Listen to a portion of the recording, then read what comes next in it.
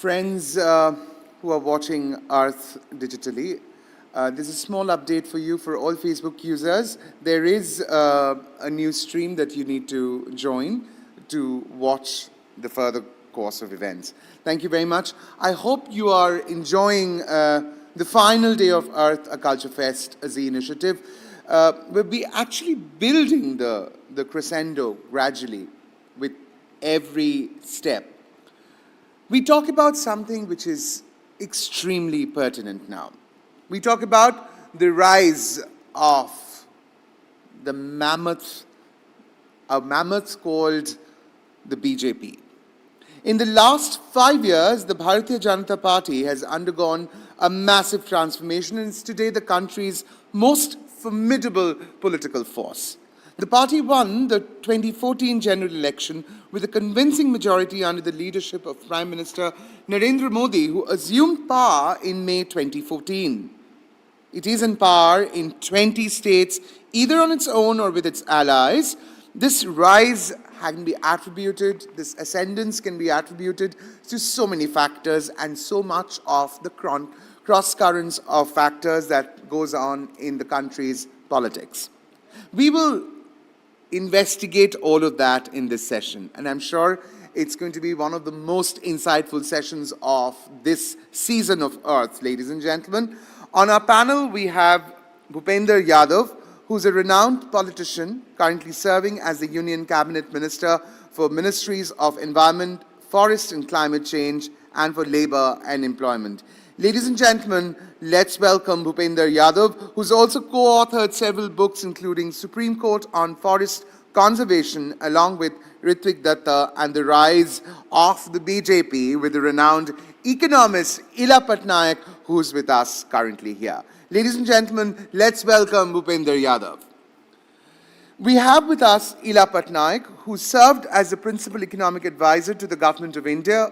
She's an economist and currently playing a key role in shaping the future of the young minds at the National Institute of Public Finance and Policy. She's co-authored the book, The Rise of the BJP, The Making of the World's Largest Political Party, with Bhupender Yadav, a senior member of the BJP and Union Cabinet Minister for 2 ministries. Ladies and gentlemen, let's welcome Ila Patnaik on stage. Kojo, Kojo. Kojo, Kojo.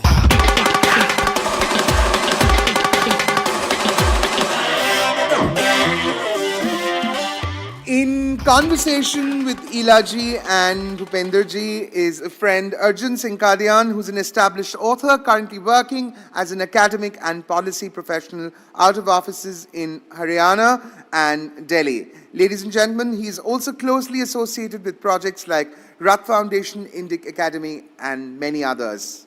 So, without much ado, let's understand the ascendance. Let's find out about the ascendance of the BJP, the making of the world's largest political party.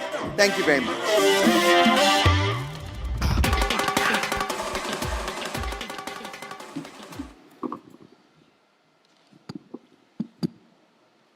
सभी भारतवासियों को और सभी श्रोताओं को और दर्शकों को मेरा नमस्कार।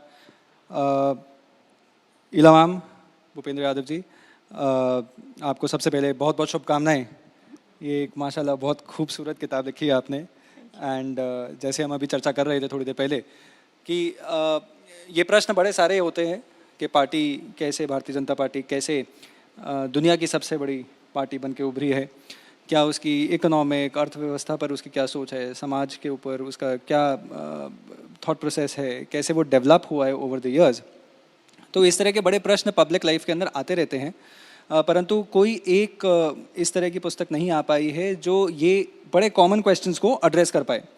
सो first of all, I extend my best wishes and congratulations ma'am for this wonderful book. I would like you to raise it for the cameras and our audience who's watching us from all over. Ma'am, since seasons elections का है, आप सबसे पहले तो ये बताइए ये गठबंधन कैसे हुआ? You are a policy professional, you are a professor, an academic, and have spent all your life working in economic policy. And in contrast, your co-author, the Minister Bhupender Yadav ji, he has for long been an organization man in the party. तो ये गठबंधन कैसे हुआ? In addition to being an organisation man, वो राज्यसभा में MP हैं और उसमें काफ़ी सारी ये जो, क्योंकि वो लॉयर भी हैं, तो काफ़ी सारे जो पार्लियामेंट्री कमेटीज़ बनती हैं फाइनेंशियल रिलेटेड बिल्स की, जैसे एफआरडीआई बिल है, आईबीसी, कई बिल्स की, उसके वो चेयरमैन रहते थे। और मैं national institute of public finance and policy में प्रोफेसर हूँ, जो कि मिनिस्ट्री ऑफ फाइनेंस का थिंक टैंक है। तो हम सरकार के साथ और उससे ज़्यादा पार्लियामेंट्री कमेटीज़ के सामने हम जाके उन बिल्स में मदद करते हैं डिफरेंट तरीक़ों से। तो हमारा उनके साथ उस प्रोसेस में जाना हुआ। मैं किसी पॉलिटिकल पार्टी से या पॉलिटिक्स से एसोसिएटेड नहीं थी, तो इसलिए सिर्फ अपनी एकेडमिक प्रोफेशनल रोल में उनके साथ इस पर इंटरेक्शन हुआ। फिर आगे बात करते करते नहीं, फिर आगे how did this journey happen कि आपने किताब के ऊपर क्योंकि जैसे आपने बताया कि आप डिफरेंट कमिटीज़ के अंदर पॉलिसी रिलेटेड डिस्कशंस होती थी, पर एक बुक के लिए, और वो बुक एक you are also a graduate, I mean you did your studies at JNU also. मैं JNU से हूँ। So JNU से होते हुए, you know, everybody, I think the audience is well aware of the conversations around JNU and the Bharatiya Janata Party. So how is it that how has it happened that an economics professional turned its way towards writing about the party? See, it's also economic policy gets made by governments that have political parties that are actually making decisions. Okay? So one of the things when you work on economic policy, you realize कि sometimes कोई चीज़ आपको लगता है as an economist लगता है कि बहुत अच्छी थी and it should have been pushed through, पर नहीं होती क्योंकि उसका पॉलिटिक्स सही नहीं है। Even though you might have all the arguments कि ये होना चाहिए। तो पॉलिटिक्स समझना एक बहुत इम्पॉर्टेंट हो जाता है, स्पेशली अगर आपने बहुत वक्त बिताया हो इकोनॉमिक पॉलिसी करने में, और कभी सक्सेसेस होते हैं और कभी फेलियर्स होते हैं as a person, as a policy wonk, as a person doing economic policy. तो उसमें आई थिंक मेरी natural curiosity, and especially coming from JNU where you have a lot of politics and everybody coming from JNU is not a leftist. हमारी finance minister भी actually वो मेरे ही centre से हैं और मेरी सीनियर रही हैं, उनका मास्टर्स भी centre for economic studies and planning से ही है। तो वो जो क्यूरियोसिटी आती है, वो जो समझने की इच्छा होती है कि जिस पे बुक्स भी नहीं मिलती है, बीजेपी पे अगर सिर्फ पढ़कर के सारे एस्पेक्ट्स को समझ लिया गया होता तो शायद ये वेंचर नहीं होता। सो मैम, सिंस आपने इकोनॉमिक्स की बात की, जब देश आज़ाद हुआ था 47 में, 50s 60s 70s का जो इरा है, उसके अंदर कंसिस्टेंटली एक इकोनॉमिक थॉट प्रोसेस डेवलप हुआ था कि देश को इन्हीं पॉलिसीज़ पर और इन्हीं पॉलिसी डायरेक्शंस पे काम करना है। जो बुक के अंदर भी आपने अच्छे से लिखा है और आपने उन डॉट्स को भी अच्छे से कनेक्ट किया है कि 50-60s में क्या था और उसके अगेंस्ट क्या एक ओपिनियन डेवलप होना स्टार्ट हुआ, जो धीरे धीरे पार्टी की भी इकोनॉमिक पॉलिसी शेप किया। मैं चाहता हूँ कि आप एक बार सभी दर्शकों के लिए 50, 60, 70s का वो जो इरा है, उसके अंदर इकोनॉमिक पॉलिसी या एक जनरल हमारी सोशल जो उसके अंदर कौन कौन से थॉट प्रोसेसेस थे, कौन से डायरेक्शन, कौन से थॉट्स थे, एंड कौन कौन से मूवमेंट्स थे जिन्होंने धीरे धीरे बीजेपी को वो डायरेक्शन देना स्टार्ट किया जिस डायरेक्शन में बीजेपी आज है। तो पहले हम शुरू करें कि उस समय देश में क्या पॉलिसीज़ फॉलो की जा रही थी। तो इंडिपेंडेंस के बाद नेहरू का जो टिल्ट हुआ वो हुआ towards the Soviet model. Mahalanobis model भी इकोनॉमिक्स के स्टूडेंट्स उसको महालनोबिस मॉडल से भी जानेंगे। महालनोबिस फेल्डमैन मॉडल, वो जो कि प्लानिंग, स्टेट प्लान करे और 5 ईयर प्लान्स बनाए, गवर्नमेंट प्लान करके प्लान्स बनाए और प्रोडक्शन में what is to be produced, how it is to be produced, who will produce, what price it will sell at, सारे जो इकोनॉमिक डिसीजंस होते हैं वो गवर्नमेंट बनाए। तो ये particularly in the commanding Heights जिसको कहते हैं, बड़े बड़े स्टील मिल्स, तो उसी पीरियड में BHEL बनाए, चिमटी बना, सेल बना, तो बहुत बड़े बड़े पब्लिक सेक्टर एंटरप्राइजेस जो कि जिनकी ऑलमोस्ट या तो मोनोपोली थी नहीं तो डोमिनेंस थी। सिमिलरली बैंकिंग में भी, क्योंकि आपके अपने ही सरकार के इंस्टीट्यूशंस हैं, उनको पैसा देना है, पब्लिक सेक्टर एंटरप्राइजेस जो हैं वो गवर्नमेंट ओन्ड हैं, उनको पैसा देना है। तो the entire model was based on planning and that is what was going to push growth. अब हम जब उसका बीजेपी में राइटिंग्स देखते हैं तो हमने जैसे किताब में शुरुआत से बीजेपी को जितने राइटिंग्स को देखा पढ़ा तो बीजेपी का ये एंगल था कि we don't want monopoly either by the state or by capitalism, we have to have a third path. अब वो थर्ड पाथ अगर आप देखें कैसे इवॉल्व होता है, वो थर्ड पाथ फंडामेंटली ऐसे इवॉल्व होता है कि आप मार्केट्स को फंक्शन करने देते हैं और साथ में सरकार का जो रोल होता है वो ये होता है कि जब मार्केट फेलियर होता है जिस या मोनोपोली बन जाती है तो मार्केट ठीक से काम नहीं करता, क्योंकि मोनोपोलिस्ट आपको ज़्यादा प्राइस चार्ज करेंगे, कम क्वांटिटी प्रोड्यूस करेंगे, तो आप उनको रेगुलेट करते हैं।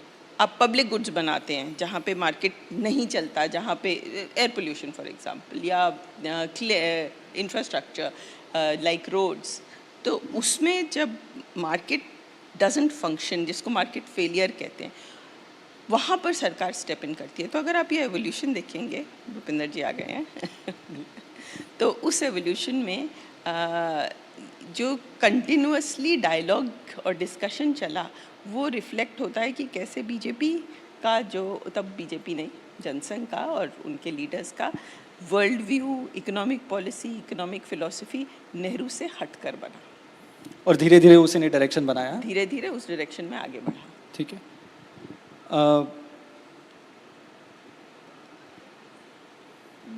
कनेक्शन ओके, एनीवे, सो Anyway. मैम, तो ये बात आपने जैसे बताई, बट क्या कोई ऐसे की इंसिडेंट्स थे या की पॉइंट्स थे कि जनसंघ के अंदर डेलिब्रेशन से ये डिसाइड हुआ कि जो थॉट प्रोसेस हो रहा है, जो नेशनलाइजेशन, जो मोनोपोलीज जनरेट कर रहे हैं, उसके बीच में वो इकोनॉमिक पॉलिसीज़ का डिस्कशन क्या जनसंघ के अंदर होता रहता था, और क्या धीरे धीरे फिर उन डेलिब्रेशंस के बेसिस पे इकोनॉमिक पॉलिसी डिसाइड हुई? देखिए, जब भी कन्वेंशन होती थी, जब भी मीटिंग्स होती थी, तो हम जो जैसे रेजोल्यूशंस दिखाएं, हर बार ही रेजोल्यूशंस होते हैं इकोनॉमी पे, इकोनॉमिक रेजोल्यूशंस तो हर बार ही होते हैं। तो एक कंटिन्यूस प्रोसेस होता है कि देखते हो आप कि क्या हो रहा है देश में, क्या इकोनॉमिक पॉलिसी, और किस तरह उसके लिए वो रिस्पॉन्ड करते हैं। माननीय भूपेंद्र यादव जी को नमस्कार। आपसे ये प्रश्न है, अभी हम 50, 60, 70s के अंदर जो इकोनॉमिक पॉलिसी है उसके बारे में चर्चा कर रहे थे।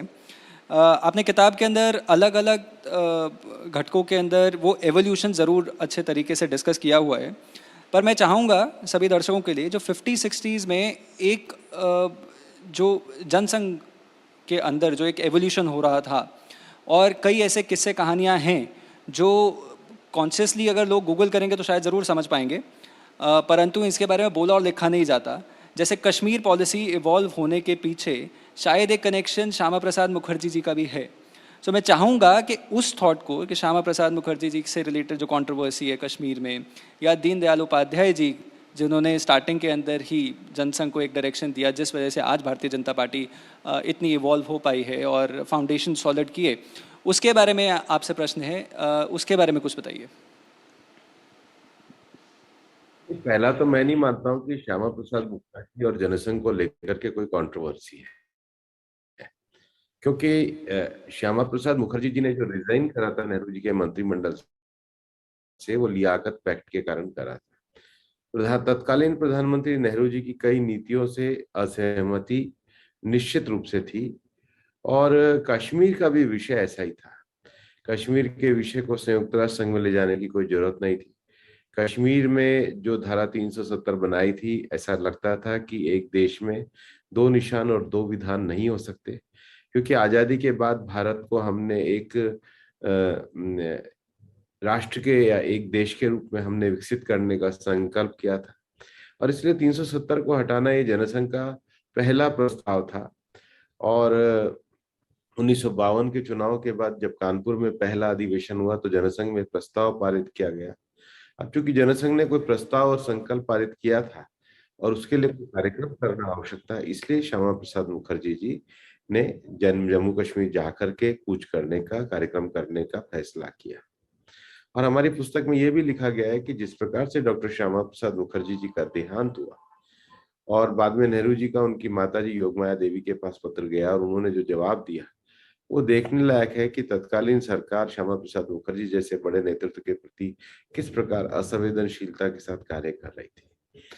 दूसरा विषय जो है, जहां तक डॉक्टर श्यामा प्रसाद मुखर्जी जी के निधन होने के बाद निश्चित रूप से एक ऐसी परिस्थिति और एक ऐसा समय आया जब जनसंघ में बाकी सब लोग कार्यकर्ता स्तर के और नौजवान लोग थे। ऐसे में पार्टी को एक राजनीतिक आधार देना, पार्टी की एक कार्य पद्धति विकसित करना, पार्टी में डेडिकेटेड लोगों को आगे बढ़ाना, इसमें निश्चित रूप से पंडित दीनदयाल जी का बहुत बड़ा योगदान रहा। उन्होंने आइडियोलॉजिकल स्तर पे भी, जिसको इंटीग्रल ह्यूमनिज्म कहते हैं या एकात्म मानववाद का विषय देते हैं, तो जो दर्शन उन्होंने दिया, तो जनसंघ का एक तरीके से आइडियोलॉजिकल भाग, जनसंघ की कार्य पद्धति का भाग, जनसंघ के नेतृत्व को डेवलप करने का कार्य, ये सब पंडित दीनदयाल जी के नेतृत्व में 1953 में डॉक्टर श्यामा प्रसाद मुखर्जी जी का देहांत होने के बाद लगातार लगभग 14 साल तक उन्होंने कहा। ये जनसंघ के लिए एक और दुर्भाग्य का विषय रहा कि कालीकट अधिवेशन में जो डॉक्टर पंडित दीनदयाल जी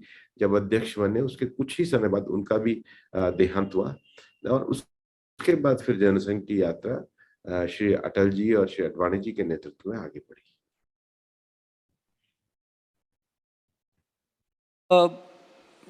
बुक के अंदर पढ़ते वक्त एक शब्द है अनटचेबल, आपने यूज़ किया है कंसिस्टेंटली कि किसी तरह से भारतीय जनसंघ और पार्टी भी फॉर लॉन्ग टाइम वो चेंज ज़रूर आया है पिछले 7 दशकों के अंदर, पर अनटचेबल वर्ड का इस्तेमाल किया गया है। मैं चाहता हूँ इसके बारे में भी आप थोड़ा एक बार बताएं कि कैसे वो आइडिया के अनटचेबल बना हुआ। गांधी जी ने जब देश की आजादी का आए थे, तो उन्होंने हिंद स्वराज की पुस्तक लिखी थी। भारत के इथोस, भारत के वैल्यूज, भारत की कल्चरल विशेषताएं, उनको लेकर के हम आगे बढ़ेंगे।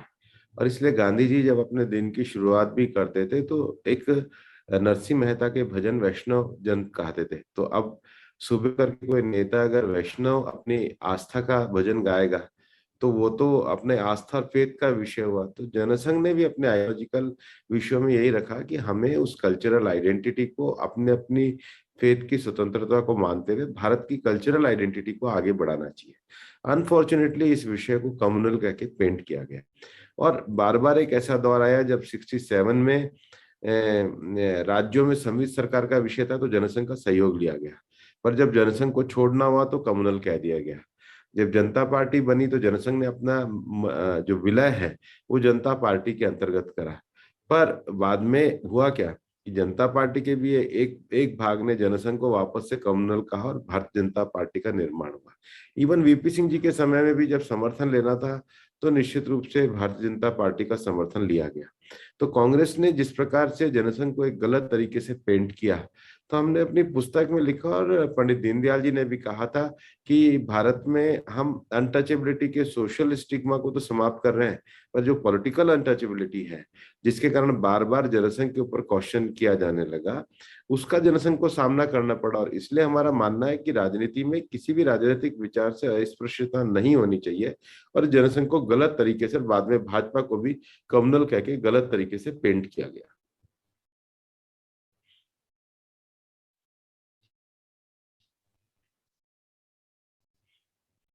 आवाज नहीं आ रही है मेरे पास अभी। अभी क्लियर है? क्या भी ठीक जी। सो मेरा अगला जो प्रश्न है, आ रही है आवाज? मुझे आपकी आवाज़ क्लियर आ रही है। जी जी। सो अगला प्रश्न है जो ऑर्गेनाइजेशन पे होने वाला है, पर मैं उससे पहले आपकी तरफ से जानना चाहूँगा। इला मैम ने तो एड्रेस कर ही दिया है कि ये जुगलबंदी कैसे बनी। आपका क्या उसके अंदर, व्हाट इज़ योर से इन इट, कि कैसे ये हुआ कि एक पॉलिसी पर्सन और एक हार्डकोर ऑर्गेनाइजेशंस मैन जिन्होंने पिछले 15-20 सालों के अंदर पार्टी के अंदर जो योगदान दिया है अनपैरेलल्ड है, तो ये कोलिशन कैसे हुआ?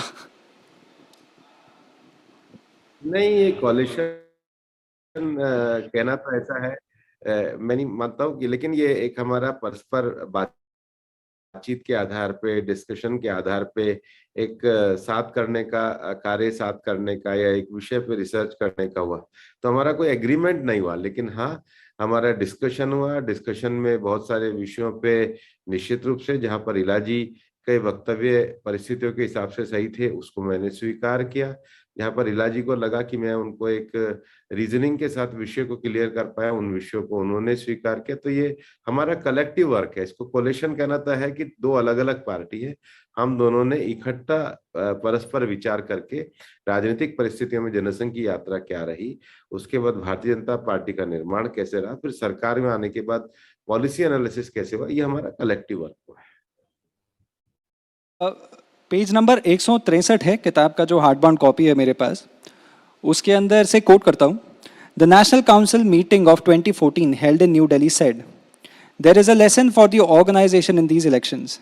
The wave of popular leader and sentiments gets inverted into votes where the organization is strong and the local leadership is established. That is why it is essential to strengthen the organization in all the states of the country, and that is our responsibility. बहुत लोग हैं जो consistently जानना चाहते हैं, doubts भी रहते हैं मन में, पर हर किसी को पता है आज के टाइम पर जो भी सामाजिक डिस्कोर्स, पब्लिक डिस्कोर्स है, पॉलिटिकल डिस्कोर्स में इन्वॉल्व हैं, कि बीजेपी की जो स्ट्रेंथ है वो उसकी ऑर्गेनाइजेशन है. ये ऑर्गेनाइजेशन इवॉल्व होना या ऑर्गेनाइजेशन बनना, इसके पीछे क्या थॉट प्रोसेस है जो पिछले कई दशकों से कैसे इवॉल्व हुआ, उसके पर मैं आपसे जानना चाहूँगा कि आपके क्या कमेंट्स हैं. देखिए, 2014 में एक राजनीतिक परिस्थिति ऐसी थी और 10 साल हमारे देश में यूपीए का शासन इस प्रकार से चला कि शासन जो है अबव कॉन्स्टिट्यूशनल अथॉरिटी ने चलाया है. मतलब मनमोहन सिंह जी की कैबिनेट को, जिन्होंने ओथ नहीं ली थी, जिन्होंने इस संविधान में किसी प्रकार की शपथ नहीं ली थी, उस नेशनल एडवाइजरी काउंसिल ने चलाया, जिनकी कॉन्स्टिट्यूशनल अकाउंटेबिलिटी किसी भी प्रकार से किसी ओथ के अंतर्गत नहीं थी और पार्लियामेंट जैसी संस्था के आगे अकाउंटेबिलिटी नहीं थी. और नेशनल एडवाइजरी काउंसिल उस समय जो कांग्रेस की चली थी, उसके कारण पॉलिसी पैरालिसिस हुआ, उसके कारण करप्शन हुआ और उसके कारण हमारा देश बनाना रिपब्लिक कहलाने लगा. ऐसे में 2014 में लोगों के मन में इस बात की पूरी आकांक्षा थी कि देश में एक सशक्त विकल्प और एक पॉलिसी ड्रिवन सरकार आनी चाहिए, जो जनता के मैंडेट से चुनी हुई सरकार के द्वारा ही लोगों को देश का शासन चलाना चाहिए. संविधान से अलग अबव कॉन्स्टिट्यूशनल अथॉरिटी कोई नहीं हो सकती. तो भारतीय जनता पार्टी को 2014 में लोगों ने चुना, पर ये चुनने का भाव तो पूरे देश में था. तो आप देखेंगे उस समय बंगाल में हमारे केवल 2 ही लोग जीते, उड़ीसा में हमारे कोई सफलता नहीं मिली, तेलंगाना में हमें कोई सफलता नहीं मिली. तो ये भी देखा गया कि देश के कुछ भाग ऐसे थे जहां पर लोगों के मन में तो परिवर्तन का भाव था, लेकिन भाजपा को इस कारण से नहीं चुन पाए कि हमारा कोई ऑर्गेनाइजेशन स्ट्रक्चर नहीं था. और इसलिए इस पुस्तक में भी हमने लिखा कि राष्ट्रीय अध्यक्ष रहते हुए हमारे तत्कालीन अध्यक्ष श्री अमित शाह जी ने 120 सीटों का चयन किया, जिसको 2019 में हमने अपनी संगठनात्मक ताकत को बढ़ाया. तो सदस्यता अभियान, संपर्क अभियान, प्रशिक्षण अभियान के द्वारा पार्टी ने अपने आप को तो जोड़ा ही, पर 120 सीटों पे कंसंट्रेट भी किया. और उसमें अगर आप देखेंगे कि जैसे अमेठी सीट है, कभी कांग्रेस नहीं हारी, गुना सीट कभी कांग्रेस का सिंबल नहीं हारा था, बंगाल में कभी बीजेपी 2 से ज्यादा सीटों पे नहीं बढ़ी, उड़ीसा में बीजेपी लंबी सीटों पे नहीं बढ़ी, तेलंगाना में नहीं बढ़ी. और उन 120 सीटों को, रोहतक की सीट हरियाणा की ऐसी सीट थी जहां पे कांग्रेस के लगातार जीत रहे, तो 120 सीटों पे इसके साथ साथ पार्टी ने अपने संगठनात्मक आधार की ओर भी ध्यान दिया. और आपने देखा होगा कि 2019 में उन सीटों पे काफी सफलता भी आई. तो लोगों के मन में जो आकांक्षा होती है, उसके बाद भी किसी भी पार्टी को एक स्ट्रक्चर्ड तरीके से अपना विकास करना होता है. यही कारण है कि बीजेपी को 2019 में उड़ीसा में, बंगाल में, तेलंगाना में ऐसी कांग्रेस की परंपरागत सीटों पर भी सफलता प्राप्त हुई. जी, यही कहने का भाव 2014 में था. जी. तो इला मैम आपसे कि 80s के अंदर, जैसे 80s का दशक स्टार्ट हुआ था, तो भारतीय जनसंघ उससे पहले विलय कर चुका था जनता पार्टी के अंदर, और उसके बाद बीजेपी बनी. पार्टी ने अगले 20 साल के अंदर जो चेंज आया है, उसके अंदर एक इम्पॉर्टेंट फेज़ जो है वो अर्ली 1990s का है. अर्ली 1990s का जो फेज़ है वो सिर्फ पार्टी के लिए नहीं, इस देश के लिए भी बहुत सारे तरीके से, बहुत सारे आज के जो सामाजिक ढांचा है, मिडिल क्लास का राइज होना, इकोनॉमी के अंदर इतना ज़्यादा मनी पंप होना, कैपिटल आना, FDI इन्फ्लोज होने, सो ऑल दोज थिंग्स, वो जो ट्रांजिशन आया वो एक फेज़ का है। आप, क्योंकि आपने बुक के अंदर इकोनॉमिक पॉलिसी की बात की है, मैं चाहता हूं कि वो इकोनॉमिक पॉलिसी के बारे में आप बात करें, और चाहूँगा कि उसको आप कनेक्ट कीजिए कि कैसे फिर उसके बाद 10 साल के बाद अटल बिहारी वाजपेयी जी की सरकार आई और वाजपेयी जी की सरकार ने कैसे उस काम को कंटिन्यू किया। तो जैसे हमने पहले बात की कि जो मॉडल था 60s 70s और 80s में भी जो मॉडल चला इकोनॉमी का, वो प्लान्ड इकोनॉमी का मॉडल था, और उस मॉडल में रेस्ट्रिक्शंस थी कि प्राइवेट सेक्टर कितना प्रोड्यूस कर सकता है, कितना इंपोर्ट कर सकता है। तो ये दो चीज़ों पे पर्टिकुलरली इंडस्ट्री एंड ट्रेड पे कि प्राइवेट सेक्टर को लाइसेंस लेना पड़ता था सेंट्रल गवर्नमेंट में आके, कॉमर्स मिनिस्ट्री से, कि हम इतना इंपोर्ट कर सकते हैं, जिसको इंपोर्ट लाइसेंस कहते थे, और इंडस्ट्री मिनिस्ट्री से कि अगर एक फैक्ट्री सेटअप करनी है तो आपके पूरे सेंट्रल गवर्नमेंट तक आप आएंगे लाइसेंस लेने के लिए, उसको इंडस्ट्रियल लाइसेंसिंग कहते थे। ये इस पूरे प्लानिंग, जब सरकार ये कहती है कि हम 5 साल में इतना प्रोड्यूस करेंगे, तो ये उसका क्रिटिकल हिस्सा था। 91 में जो रिफॉर्म हुए, क्योंकि हम वो मॉडल चल नहीं पाया, फेलियर हुआ, फेलियर में हमने लोन लिए, लोन के प्रोसेस में सरकार ने कुछ कंडीशनैलिटीज़ भी मानी, कुछ इंटरनली भी ये सिचुएशन आ गई थी कि अब ये चल नहीं सकता है। तो नरसिम्हा राव सरकार ने 2 मेन चीज़ें चेंज की, और वो ये कि इंडस्ट्री के लिए अब लाइसेंस नहीं लेना पड़ेगा और ट्रेड के लिए, इंपोर्ट के लिए लाइसेंस नहीं लेना पड़ेगा। अब उसका अर्थ ये होता है कि देश में आप कहीं भी जाके इंडस्ट्री लगा सकते हैं, आपको किसी को पैसे नहीं खिलाने, आपको उस सिस्टम में ये नहीं है कि अच्छा टोटल हम प्रोडक्शन 100 कर सकते हैं तो हम 2 लाइसेंस सिर्फ दे सकते हैं। तो वो सिस्टम जब ब्रेक होता है तो उस सिस्टम के बाद ऑलमोस्ट हर स्टेट ये कह सकती है आइए आप यहाँ इंडस्ट्री लगाइए। तो उससे स्टेट्स में एट द ग्राउंड लेवल ये चेंज आना शुरू हो गया, और उसके बाद ही हम देखते हैं कि ग्रोथ पिकअप होती है और मिडिल क्लास भी ग्रो करती है उसके बाद। पर वो काफ़ी हद तक स्लो डाउन हो गया जब तक आप 99 के पीरियड तक आते हैं। Internal factors, external factors, I won't go into them, Asian crisis, I won't go into all the factors, but काफ़ी वो एक मिसमैनेजमेंट ऑल्सो, क्योंकि वो एक्सपीरियंस भी नहीं था। तो ये नहीं कि किसी की कोई हम ब्लेम कर रहे हैं, पर काफ़ी इकोनॉमिक मैक्रो पॉलिसी मिसमैनेजमेंट हुआ, बट वो सब की वजह से वो काफ़ी स्लो डाउन आ गया था। तो जब 99 में वाजपेयी जी की सरकार आती है तो उसमें काफ़ी एम्फेसिस आता है कि ग्रोथ को हमें रिवाइव करना है। और जब आप ये देखते हैं कि ग्रोथ को रिवाइव करना है तो उसके लिए क्यों, 2 सवाल आएंगे, आपको क्यों रिवाइव करना है, जवाब कि लोगों का स्टैंडर्ड ऑफ लिविंग अप करना है। हमेशा से राइट 50s से आप देखेंगे, चाहे जनसंघ के या बीजेपी के ऑब्जेक्टिव क्या थे, लोगों का स्टैंडर्ड ऑफ लिविंग बढ़ाना। तो उसके लिए आप ग्रोथ रिवाइव करेंगे, जॉब्स देने के लिए आप ग्रोथ रिवाइव करेंगे, and in addition you want to reach the last man in the mile. उसको करने के लिए और ग्रोथ रिवाइव करने के लिए आप कई पॉलिसी चेंजेस आए। सो फॉर एग्जांपल, पहली बार प्रधानमंत्री ग्राम सड़क योजना आई, which is to reach remote areas, along with which you also did the NHAI, because you need those big roads, you need the golden quadrilateral, you need institutional arrangements, क्योंकि पहले तो CPWT के तरह के वो रोड बनाते थे, उससे नहीं बन रहे थे रोड, तो NHAI सेटअप किया गया। टेलीकॉम नहीं था, MTNL और वो था जिसको कि वो कहते थे यूनिवर्सली हम पैसे देते हैं, कुछ उनके पास एक पैसे थे कि फैलाओ टेलीकॉम देश भर में, पर वो नहीं होता था। तो टेलीकॉम पॉलिसी चेंज की गई, टेलीकॉम में बहुत ज़बरदस्त ग्रोथ आया। तो foundations for growth were laid in that period, क्योंकि इवन दो 91 में रिफॉर्म हो गया था, पर वो सब स्लो डाउन हो गया था। And they were done with the objective that it has to then later reach out to people. So what you are essentially saying is कि early 1990s के अंदर जो रिफॉर्म्स आए थे उसको मेजर फिलिप जो मिला है वो वाजपेयी सरकार ने उन 5 सालों में मिला। जी। मंत्री जी, आपसे ये सवाल है कि क्योंकि अर्ली 1990s के अंदर हम ये बात कर रहे हैं, अर्ली 1990s के अंदर एक और कॉन्वर्सेशन के अंदर एक और मुद्दा आता है जो जिसके अंदर पहले मैं चाहूँगा कि आप पार्टी का जो यात्रा करवाने वाला जो एक ट्रेडिशन है जो कंसिस्टेंटली चला आ रहा है और जिसने रीच आउट पार्टी को रीच आउट करने में अलग अलग घटकों के अलग अलग लोगों तक पहुंचने में बहुत मदद की है, यात्रा के बारे में, और फिर कैसे मशहूर यात्रा है अडवाणी जी की रथ यात्रा, उसके बारे में।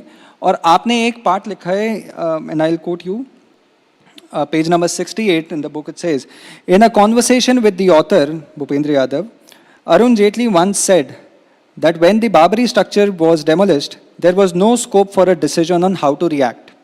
When the group of car sevaks started marching, the leaders present at the side urged them to stop. H.V. Sheshadri ji, the Joint General Secretary, in fact, appealed them to stop in many languages. Sir, मैं चाहूँगा कि इस बात को थोड़ा आप expand कीजिए, क्योंकि there are many counter opinions and opinions on this subject. देखिए, सबसे बड़ी बात थी कि बीजेपी ने 84 के बाद क्या एक तरह था है कि गांधीनगर में जो अधिवेशन हुआ उस समय अटल जी ने कहा कि भाई हम इतनी कम सीटें क्यों लाए, क्या लोग दीपक के निशान को हमसे चाहते थे या कुछ हमारा आइडियोलॉजिकल एक्सपेंशन के विषय को चाहते थे। तब हमने पुस्तक में भी लिखा है कि कृष्णलाल शर्मा जी की चेयरमैनशिप में एक कमेटी बनी, पार्टी में मोर्चे और सेल बनाने का निर्णय हुआ। उसके बाद फिर ये उस समय आपने ध्यान किया होगा कि पूरे देश भर में एक गंगा यात्रा निकली थी, एकात्मता यात्रा निकली थी, और पूरे देश में ये था कि जिस प्रकार से माइनॉरिटीज्म के विषय पे कांग्रेस ने लोगों को डिवाइड करने का काम किया, उस पे एक हम लोगों को कोई ना कोई नेशनल अवेकनिंग प्रोग्राम करना चाहिए। और भारतीय जनता पार्टी ने पालमपुर में एक प्रस्ताव पास किया कि राम जन्मभूमि पर हमारे सांस्कृतिक गौरव के लिए राम मंदिर बनना चाहिए। तब ये जो राम मंदिर का विषय आया तो इसको लोगों तक कैसे लेके जाओ, उससे पहले एक एकात्मता यात्रा भी हुई थी। तो ये हुआ कि लोगों तक जाने के लिए एक बड़ा यात्रा का प्रोग्राम किया जाए जिससे कि इस विषय को गांव-गांव तक ले जाया जा सके। और अडवाणी जी के नेतृत्व में राम जन्मभूमि यात्रा हुई और मुझे लगता है कि वो एक बहुत ऐतिहासिक यात्रा थी। और ये विषय ध्यान में आया कि दूर-दूर तक गाँव तक जब जाते हैं, तैयारी होती है, लोगों में मिलते हैं, तो उससे फिर लोगों के बीच में विषय रखने का, बात रखने का, संवाद करने का एक बड़ा अवसर पार्टी के पास उपलब्ध होता है। और उसी के कारण भारतीय जनता पार्टी ने एकात्मता यात्रा के बाद जम्मू कश्मीर के लिए एकता यात्रा भी करी और फिर अडवाणी जी ने स्वराज यात्रा भी करी। तो इस प्रकार से बीजेपी ने अपनी कार्यपद्धति में एक मास मूवमेंट या मास कॉन्टेक्ट का एक बड़ा कार्यक्रम यात्रा का भी किया। दूसरा जो एक है जो बाबरी मस्जिद का जो ढहना था, ये निश्चित रूप से लोगों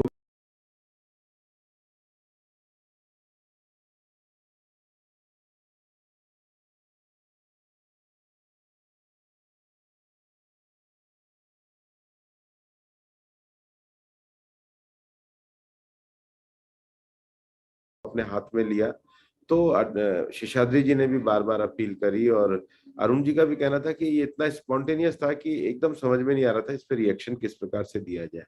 पुस्तक में इस बात का भी उल्लेख है, बाद में कांग्रेस के द्वारा लिब्रान कमीशन को भी बनाया गया और लिब्रान कमीशन में माननीय राजनाथ जी ने लोकसभा में और अरुण जी ने राज्यसभा में भाषण दिए और हमारे पे जो जिस प्रकार के आरोप लगे, आखिर कांग्रेस के समय में कमीशन बना और कांग्रेस में मनमोहन सिंह जी की सरकार थी तभी उसकी रिपोर्ट इस बात को दर्शाती कि किस तरीके से भारतीय जनता पार्टी और उनकी हमारी विचारधारा के ऊपर गलत आरोप लगते हैं। और इसी के साथ एक इम्पॉर्टेंट क्वेश्चन ये भी आता है और बहुत लोग इससे पहले समझ नहीं पाते, क्वेश्चन पब्लिक लाइफ के अंदर कॉन्स्टेंटली रेज होता रहता है। जो चीज़ फंडामेंटली आपकी पुस्तक एड्रेस करती है कि संघ का और पार्टी का क्या रिलेशन है, अथवा संघ परिवार के, चाहे विश्व हिंदू परिषद हो या फिर कोई और संस्था हो, उसका पार्टी के साथ क्या रिलेशन रहता है, क्या टू एंड फ्रो रहता है, कैसे संघ से लोग पार्टी में जाते हैं और कभी कैसे पार्टी से लोग वापस संघ में आ जाते हैं। तो वो जो रिलेशन है, मैं चाहूँगा कि आप सभी दर्शकों के लिए वो एड्रेस करें कि कैसे पिछले कई दशकों के अंदर वो इस तरह से इवॉल्व हुआ, क्योंकि 50-60s के अंदर ये डिस्कशन स्टार्ट हो गया था और फिर कैसे ओवर टाइम इवॉल्व हुआ। मैं चाहूँगा उसके बारे में आप थोड़ा बताइए। नहीं, तो ठीक है, बीजेपी में जो संगठन मंत्री होते हैं वो सामान्य संघ के प्रचारक रहते हैं।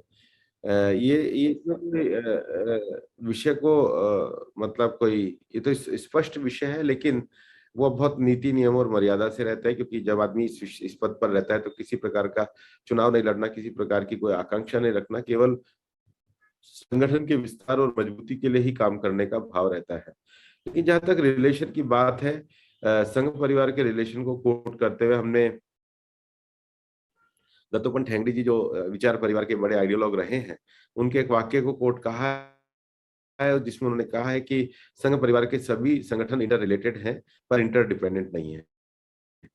ये एक ऐसे, जिसको हम कभी कभी हम परिवार कहते हैं, ऐसे वृहद परिवार है जिसमें सब अपनी अपनी अलग अलग शाखाएं हैं, मतलब अपनी अलग अलग डालियां हैं, लेकिन कोई किसी से एक दूसरे से जुड़े हुए तो हैं, क्योंकि एक विचार को लेकर के सब मानते हैं कि भारत का सांस्कृतिक जो परंपरा है उसके आधार पे देश का निर्माण होना चाहिए। लक्ष्य को लेकर भी सब मानते हैं कि भारत एक गौरवशाली देश बनना चाहिए। कार्य पद्धति को लेकर भी सब में एक बात की समानता है कि हमारे एथिक्स, मॉरल और वैल्यूज रहने चाहिए, और दृष्टिकोण को लेकर भी एक समानता है कि आखिर हम डेमोक्रेटिक तरीके से रहने वाले लोग हैं, तो हमें डायनेस्टिक रूल से दूर होकर के भारत को एक लोकतांत्रिक रूप से बढ़ाना चाहिए।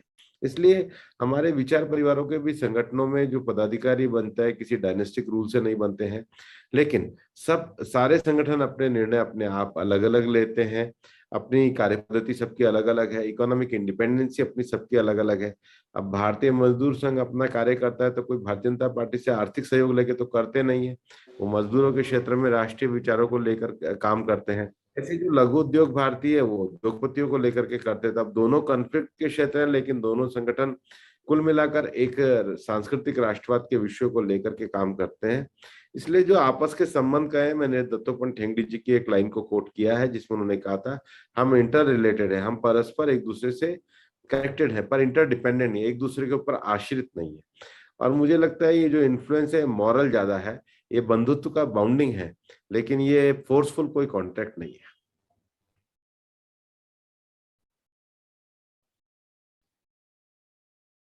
अंदर जब इकोनॉमिक पॉलिसी के बारे में डिस्कशन हो रही है भारतीय जनता पार्टी की, तो एक कॉन्सेप्ट स्वदेशी का जो कॉन्सेप्ट है उसके बारे में डिस्कस किया हुआ है एट लेंथ।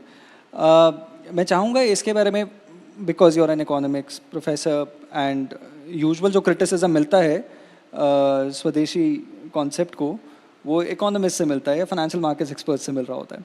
तो उसके बारे में आपका क्या थॉट प्रोसेस है, and how do you think the party justifies it? So, पहले let's go to the concept. Swadeshi का कॉन्सेप्ट तो गांधी जी के वक्त से, नेशनल मूवमेंट के वक्त से, बहुत वक्त से चला रहा है, और उसमें फंडामेंटली अगर हम सोचें कि ब्रॉडली कंट्री भर में ये कंसेंसस है कि हाँ, हम अपना प्रोडक्शन अपने देश में करना चाहते हैं, तो आई डोंट थिंक कोई फंडामेंटल डिफरेंस है बीजेपी की या संघ की या स्वदेशी जो जागरण मंच की, जैसे जिस तरह से आई थिंक मीडिया जिस तरह से उसको प्ले कर रहा है, आई डोंट थिंक कोई फंडामेंटल डिफरेंस है कि देश में चीज़ प्रोड्यूस होनी चाहिए। डिफरेंसेस स्ट्रैटेजी में आते हैं। डिफरेंसेस स्ट्रैटेजी में इस तरह से आते हैं कि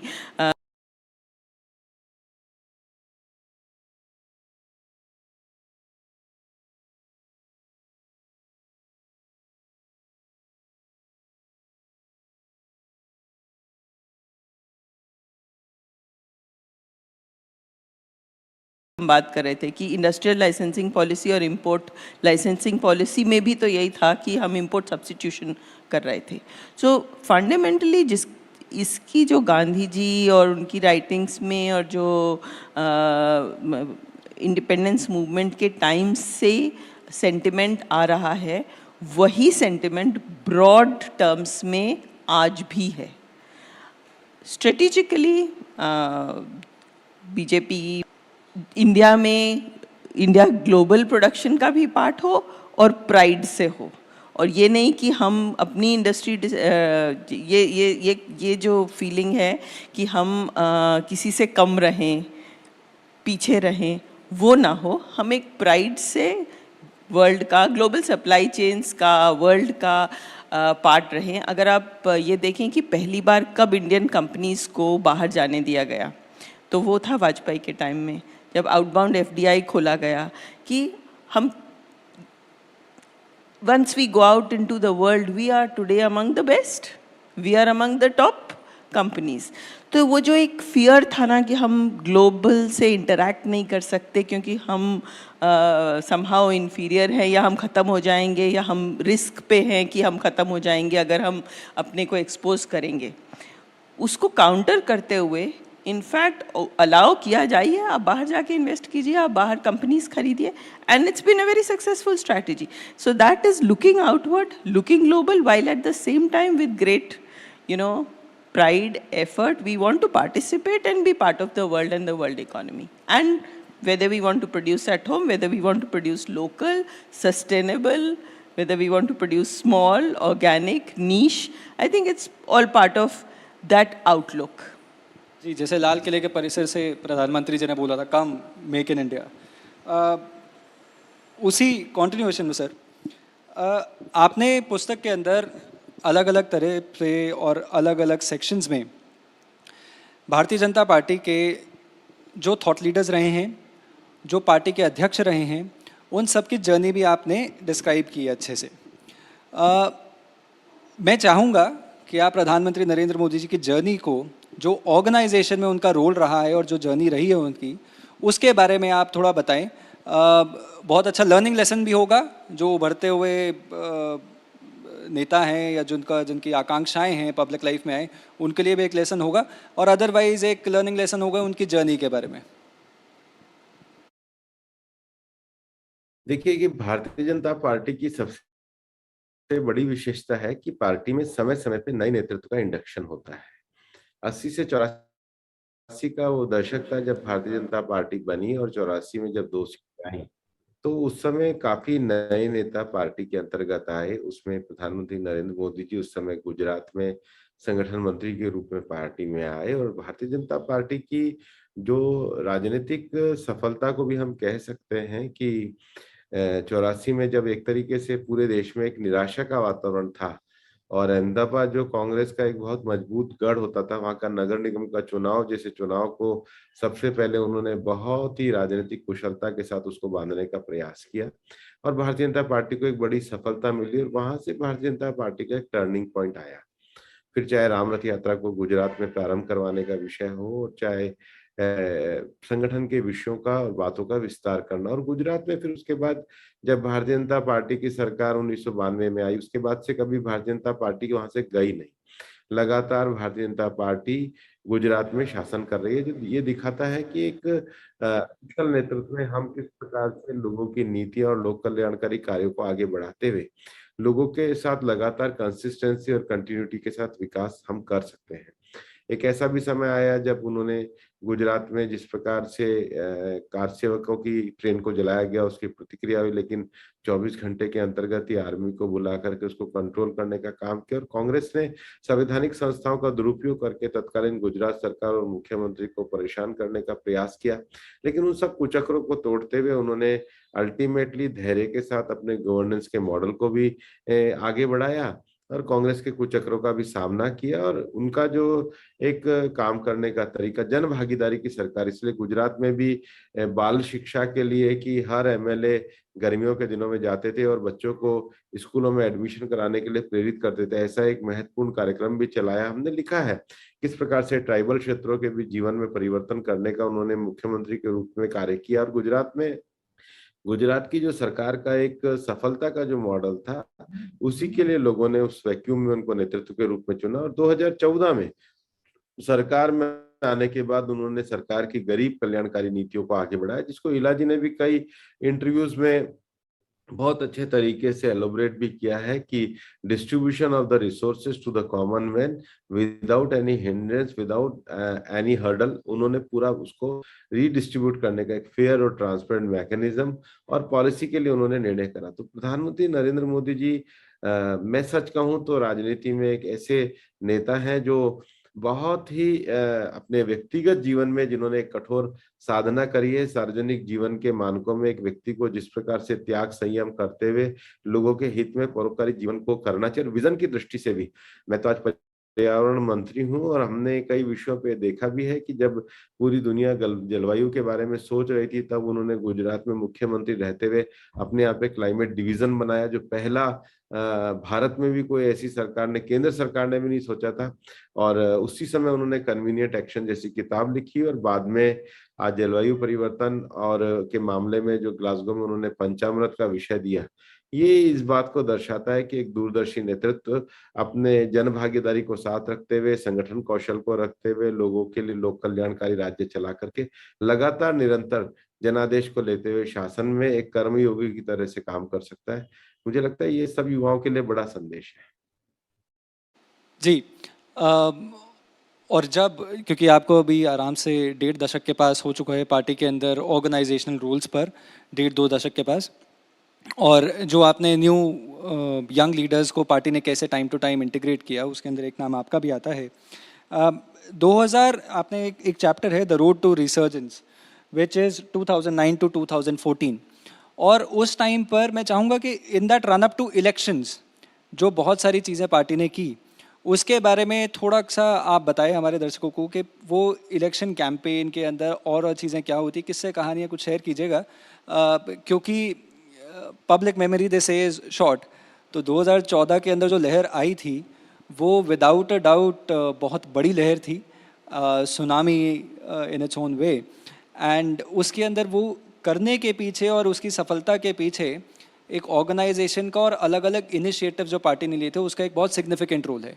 तो मैं चाहूँगा उसके बारे में थोड़ा बताएंगे। देखिए 2014 में चुनाव हम लोग निश्चित रूप से कांग्रेस से 8 सीटें कम लाए और हम सरकार नहीं बना पाए। उसके बाद भी भारतीय जनता पार्टी ने 2004 के बाद चुनाव हुए तो कर्नाटक में, पंजाब जैसे राज्यों में सफलता प्राप्त करी। लेकिन जिन भी कारणों से कुछ-कुछ विषयों से पार्टी में विषय और आते रहे, लेकिन 2009 के चुनाव में तत्कालीन सरकार भ्रष्टाचार पे आगे बढ़ चुकी थी। लेकिन 2009 का चुनाव हारने के बाद पार्टी में तय हुआ कि एक नई नेतृत्व और टीम को खड़ा किया जाए, और माननीय नितिन गडकरी जी पार्टी के एक एकदम युवा, उस समय मतलब अपेक्षाकृत जितने अध्यक्षों की उम्र है उस हिसाब से बहुत अच्छे युवा पार्टी के अध्यक्ष बने, और एक नई टीम, आज के राष्ट्रीय अध्यक्ष माननीय जगत प्रकाश नड्डा जी उस समय हिमाचल सरकार में मंत्री थे, उन्होंने मंत्री पद से रिजाइन दिया। राष्ट्रीय महामंत्री के रूप में आया रविशंकर जी, राष्ट्रीय महामंत्री के रूप में आया निर्मला जी, राष्ट्रीय प्रवक्ता के रूप में आई स्मृति ईरानी, राष्ट्रीय अध्यक्ष के रूप में आई महिला मोर्चे की पीयूष गोयल, राष्ट्रीय कोषाध्यक्ष के रूप में आया मैं भी उसमें राष्ट्रीय मंत्री बना, रविशंकर जी राष्ट्रीय महामंत्री। और एक तरीके से आडवाणी जी के साथ जो नई टीम उस समय जुड़ी थी, जिसमें अरुण जी, सुषमा जी और शिवराज जी उस समय मुख्यमंत्री हो गए थे, वसुंधरा जी राजस्थान की मुख्यमंत्री हो गई थी, लेकिन एक फिर बाद में वसुंधरा जी राष्ट्रीय महामंत्री भी बनी। तो एक तरीके से एक ये जो पीढ़ी थी, इसके बाद की जो नई पीढ़ी है, जो आज उसमें काफी लोग केंद्रीय मंत्री में भी है, राष्ट्रीय अध्यक्ष भी हैं, जिनको एक पूरा दशक का समय मिला जिस दशक में वो काम कर सकते थे। और इसलिए नितिन जी का पहला कार्यकाल पूरा होने के बाद जब राजनाथ जी अध्यक्ष बने और 2013 में हुआ कि पार्टी को वापस से चुनाव में जाना है, और चुनाव में अगर पार्टी को जाना है तो एक नए संदेश को लेकर के जाना है। और हम हिंदुस्तान में जो पॉलिसी पैरालिसिस हुआ है, जो करप्शन हुआ है, और जो एक अल्ट्रा कॉन्स्टिट्यूशनल अथॉरिटी जो एनएससी ने देश को चला करके एक तरीके से अकाउंटेबिलिटी जो पार्लियामेंट के लिए चाहिए थी उसको कांग्रेस ने समाप्त करने का काम किया है। ऐसे में अल्टरनेटिव गवर्नेंस का एक अच्छा मॉडल भारत के संविधान के दायरे में हम कैसे दे सकते हैं। तो गोवा के बैठक में माननीय वर्तमान प्रधानमंत्री जो उस समय तत्कालीन मुख्यमंत्री थे, उनका राष्ट्रीय चुनाव कैंपेन के प्रमुख के नाते उनका चुनाव हुआ। राजनाथ जी उस समय पार्टी के अध्यक्ष थे, और 2010 से जो टीम तैयार हुई थी उनको काफी जिम्मेदारी दी गई, और पार्टी एक नई फ्रेश सोच और एक डिटर्मिनेशन के साथ उतरी और 2014 में सफलता पाई। और इसलिए 2014 का जो उसके बाद तालकटोरा स्टेडियम में पार्टी का पहला अधिवेशन हुआ, जिसमें माननीय अमित शाह जी को राष्ट्रीय परिषद ने अध्यक्ष के रूप में अनुमोदन किया, उसमें हमने उस रेजोल्यूशन का पूरा राजनीतिक परिस्थितियों और पार्टी के आगे बढ़ने का पूरा विश्लेषण भी इस पुस्तक के अंतर्गत दिया। तो ये जी आपसे प्रश्न है ये, हमने इस बात की डिस्कशन की है कि अटल बिहारी वाजपेयी जी की सरकार के अंदर क्या इकोनॉमिक पॉलिसी रही है। इन कॉन्ट्रास्ट प्रधानमंत्री नरेंद्र मोदी की सरकार के अंदर इकोनॉमिक डिसीजंस जो सक्सेसफुल रहे हैं, पॉलिसी डिसीजन और उसके अंदर जो चेंज आया है, मैं चाहूँगा कि उससे पहले जो 10 साल का जो यूपीए 1 और यूपीए 2 गवर्नमेंट है उसका भी कॉन्ट्रास्ट, उस कॉन्ट्रास्ट को सामने रखते हुए आप बताएंगे थोड़ा कि नरेंद्र मोदी जी की सरकार के अंदर क्या चेंज आया है और इकोनॉमिक पैरामीटर्स के अंदर कैसे हम इम्प्रूव कर रहे हैं। तो सबसे पहले आपका ये सवाल है कि यूपीए के पीरियड में क्या हो रहा था। तो पॉलिसी पैरालिसिस, करप्शन, जो चीज़ें प्रॉमिस की गई थी वो लगता था हाँ करेंगे करेंगे करेंगे करेंगे, पर इतने वेस्टेड इंटरेस्ट, इतने लोग रोकने वाले थे कि कुछ भी हिलता नहीं था। पता था, एडमिटेड था कि लीकेज हो रही हैं, ज़बरदस्त लीकेजेस हो रही हैं प्रोग्राम्स में, फिर भी आगे नहीं उनको रिफॉर्म नहीं किया जाता था। तो एक सेंस जो इकोनॉमी में था 2011-12 के बाद इन्वेस्टमेंट डाउन जाने लगा क्योंकि लोगों ने कॉन्फिडेंस लूज़ कर दिया। इन्वेस्टमेंट एक्चुअली एक एक्सप्रेशन ऑफ होप होता है, expression of positivity about the economy होता है कि मैं ये करूँगा तो आगे मेरे को रिटर्न्स मिलेंगे। पर वो एक माहौल ऐसा बन गया कि उसमें इन्वेस्टमेंट 11-12 से actually right after the financial crisis, जो ग्लोबल फाइनेंशियल क्राइसिस के बाद से नीचे जाने लगा, और उसको रिवाइव करने के लिए जो पॉलिसी चेंजेस रिक्वायर्ड थे वो करने की सरकार में कोई विलिंगनेस नहीं थी। सरकार का अपना जो डिवीज़न था, कांग्रेस का एक हेड ऑफ गवर्नमेंट एक तरफ, एक्चुअल हेड ऑफ गवर्नमेंट एक तरफ, उस वजह से भी पर्टिकुलरली जो सेकेंड फेज़ था 2009 के बाद ऑलमोस्ट कुछ चेंजेस नहीं आ पाए because of the complete lack of accountability of the government. तो ये तो हमने इसको डील ज़्यादा नहीं किया है, बट सिंपली थोड़ा पॉइंट किया है इस इशू की तरफ, बट क्योंकि आप ये सवाल पूछ रहे हैं। अब इसके बाद जब मोदी जी की सरकार आई तो सबसे पहले एम्फेसिस आया ऑन, सबसे पहला एम्फेसिस जो मैं उस समय मिनिस्ट्री में थी, तो सबसे पहला एम्फेसिस जो देखने को मिला वो था कि लोगों का पैसा लोगों तक कैसे पहुंचाया जाए। तो इतनी लीकेजेस हो रही हैं, एडमिटेड है कि 85, राजीव गांधी ने एडमिट किया कि 85% लीकेज हो रही हैं, जो भी उसके एस्टिमेट्स हों, बट उनको इमीडिएटली सबसे फर्स्ट अभियान जो चला वो जनधन बैंक अकाउंट्स का, कि उसके बाद आप जब इंफ्रास्ट्रक्चर क्रिएट करेंगे फिर आप उनको रीच आउट कर पाएंगे लोगों को। बहुत एम्फेसिस गवर्नेंस पे आया, स्वच्छ भारत अभियान जो चला वो तभी शुरू किया। फिर उसके बाद नेक्स्ट एलपीजी सब्सिडी का, जो कि एक बहुत बड़ी एनॉमली चल रही थी कि आपने सब इतना सारा सब्सिडी का खर्चा हो, या वेल ऑफ को जो अफोर्ड कर सकते हैं उनको, तो वो गिव इट अप कैंपेन चला, और उसके बाद कि कैसे सब्सिडी दी जाए। मोदी जी का ये सवाल आता था, अगर आप उनके पास पॉलिसी प्रपोजल लेके जाते हैं तो, क्योंकि भूपेंद्र जी तो पार्टी की तरफ से उन्होंने बताया, पर मैं आपको सरकार की तरफ से जो एक्सपीरियंस है बताती हूँ। सबसे पहला उनका सवाल आता था कि इसमें आम आदमी को क्या फ़ायदा है। हर पॉलिसी चेंज को इस पॉइंट ऑफ व्यू से अगर देखा जाए कि इसमें आम आदमी को क्या फ़ायदा है, तो उसी से सरकार का काम करने का तरीका बदला। और उसके बाद आप जो पीरियड देखेंगे उसमें एक तरफ तो बिग चेंजेस हैं, जो बहुत डिफ़िकल्ट चेंजेस, जिनको कहा जाए कि ऑडिशियस गोल्स, जो बहुत कम गवर्नमेंट्स टेक ऑन करती हैं, जैसे कि जीएसटी। अब जीएसटी जब लाया गया कि एक देश है, इतने साल तक हम डिवाइडेड थे, octroi, state border, city border, town border पे टैक्स चार्ज करके हमने एक मार्केट नहीं था। While we were one nation, we were not one national market. तो उसको GST was critical to make it a national market. but it was a change which was going to be difficult. It was not an easy change. और देखा आपने कितनी teething difficulties हुई, और वो सब टीदिंग डिफिकल्टीज के बावजूद जो है आज उनको एक करके सॉल्व किया है. आज आपका उससे रेवेन्यू बढ़ रहा है, right. IBC, insolvency and bankruptcy code, basically वो क्या था कि अगर पहले इंडस्ट्रियलिस्ट, बड़े इंडस्ट्रियलिस्ट पब्लिक सेक्टर बैंक से पैसा लेते थे, वापस नहीं करते थे, अपने रास्ते चले जाते थे, गुड बाय टाटा, किसी को कोई प्रॉब्लम नहीं है. ओके, अब आप उनसे उनकी ओनरशिप ले लेते हैं IBC लाने के बाद.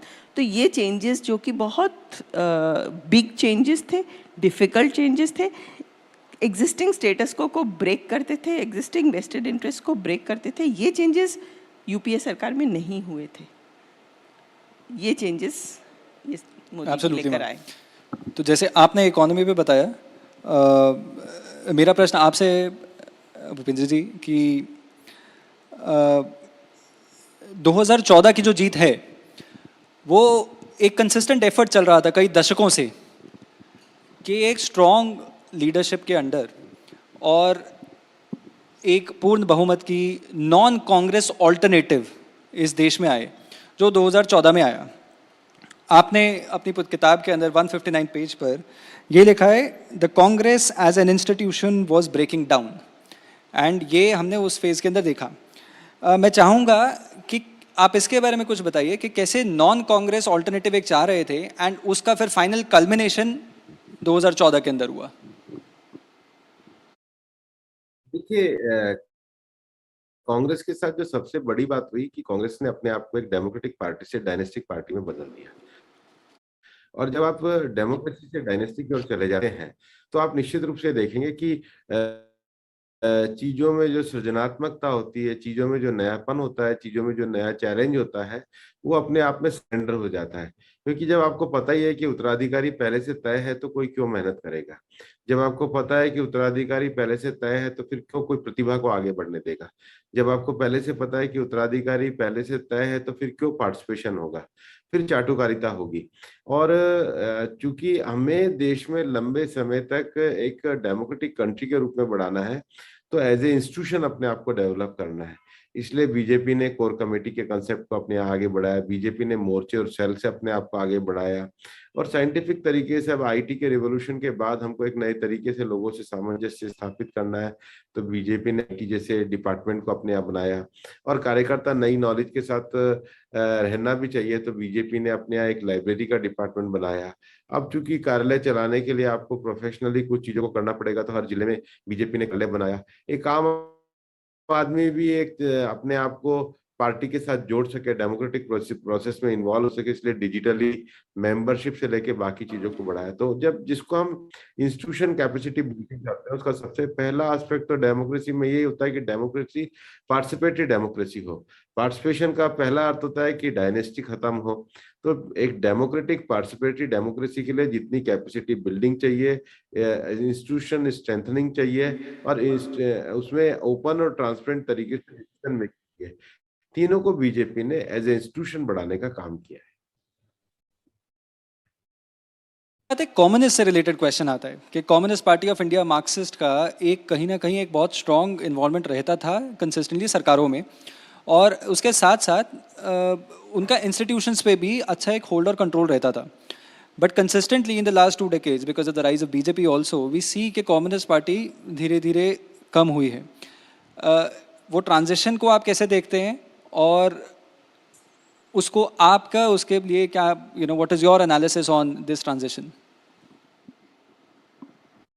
देखिए, आइडियोलॉजिकली जब हम ये कहते हैं कि हम कल्चरली एक देश है, तो इसका अर्थ ये नहीं कि हमको स्टिक रह जाएंगे. अगर हम कहेंगे कि ये कल्चरल का अर्थ है कि आपको इसी तरह के कपड़ा पहनना, इसी तरह का खाना खाना, इसी तरीके से सोचना है, तो फिर आप विचार को आगे नहीं बढ़ा सकते हैं.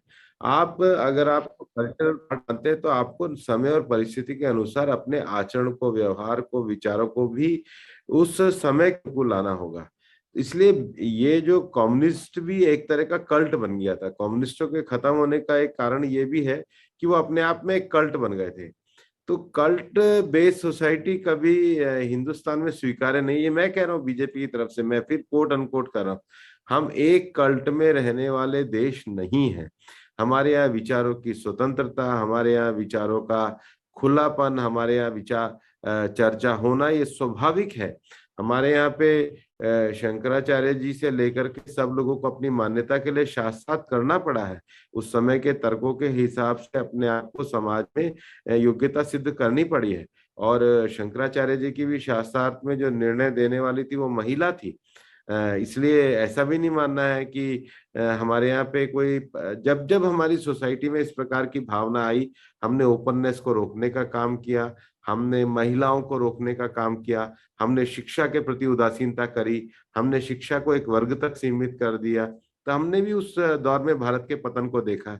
इसलिए उन्नत और वैभवशाली भारत का जो नया मंत्र है वो विवेकानंद जी के न्यू इंडिया का मंत्र है, जिसमें सोच साइंटिफिक है, व्यवहार सनातनी है, मूल्य पारंपरिक है, लेकिन न्यायपूर्ण सबके लिए है। गरीब, अमीर, अगड़ा, पिछड़ा, दलित, वंचित, शोषित सब एक समान धरातल पर आकर सब प्रतिभाओं को अवसर मिले। इसी को ही कल्चरल नेशनलिज्म कहते हैं और बीजेपी ने आज के संदर्भ में इसी को ही आगे बढ़ाया। ऑडियंस की तरफ से एक क्वेश्चन आया है कि what is the role of mister Modi's leadership for the rise of BJP, in the rise of BJP?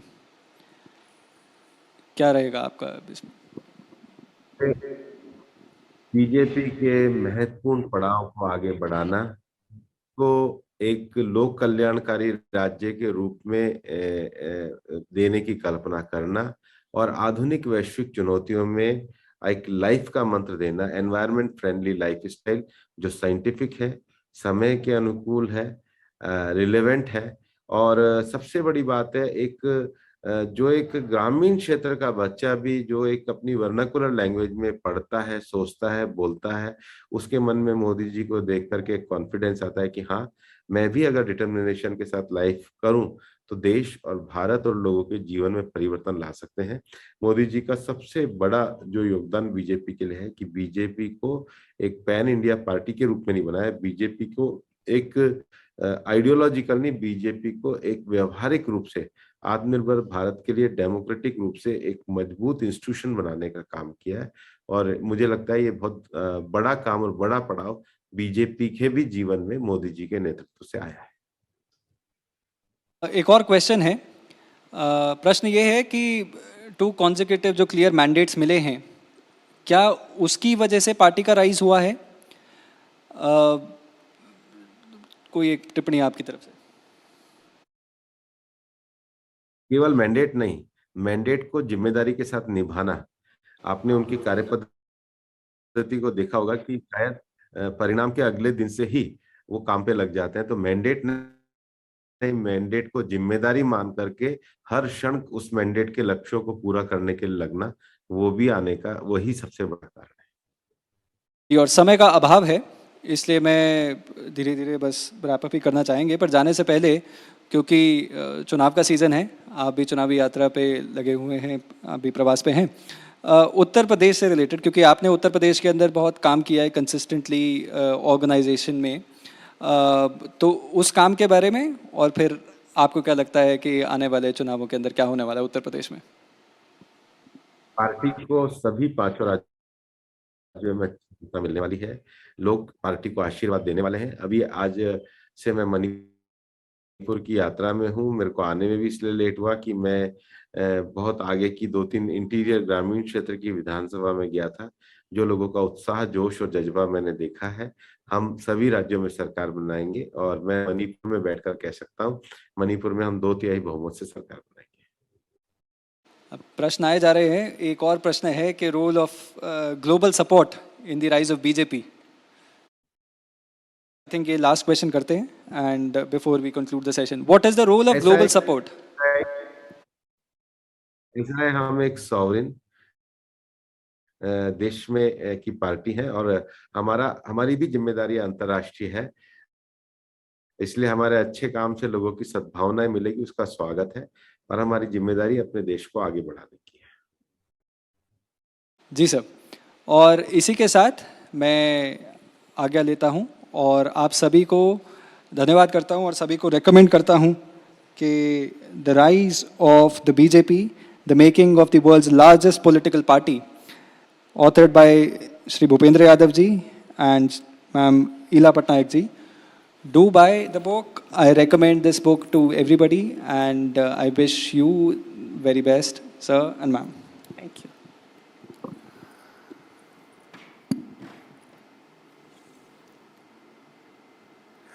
I hope the book provides a fascinating read for all that, all and sundry, everybody who wants to know the ascendance of the BJP party.